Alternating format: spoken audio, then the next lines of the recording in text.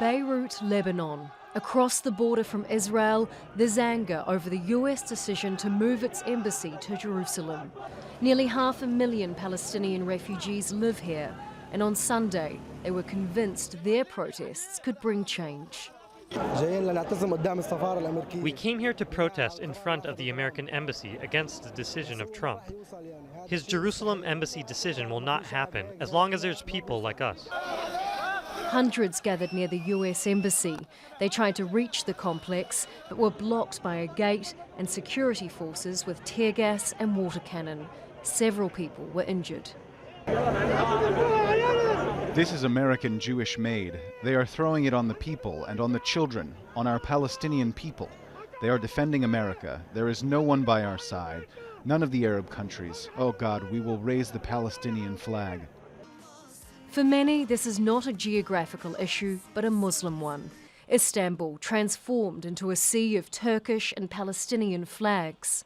I feel like I should defend Palestine because I don't know any other way to defend them, so this is what I can do. This is the least that I can do. President Recep Tayyip Erdogan has been one of the most vocal critics of Trump's decision. He's called for a summit of Islamic countries on Wednesday. And in Asia, a different language, but the same words.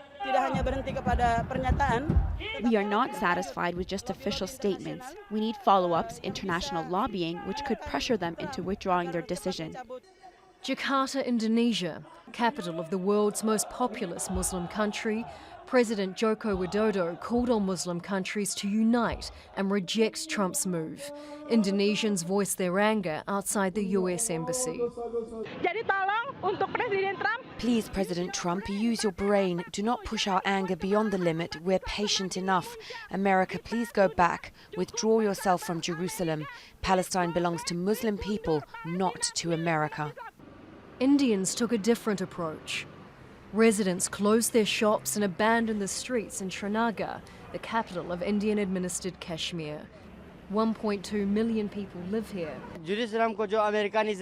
America's decision to recognize Jerusalem as the capital of Israel is completely unjust, as it is part of Palestine. And then Rabat, the Moroccan capital. They yell slurs against the US president with banners that read, "Jerusalem is the capital of Palestine." In the crowd are government ministers and officials. An army of pro-Palestinian protesters rolled down Cairo's streets, cell phones held high. The Muslim solidarity even spread to the embattled nations of Yemen and Syria.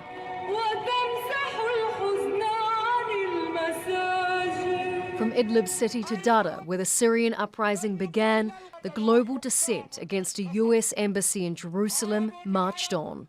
Charlotte Bellis, Al Jazeera.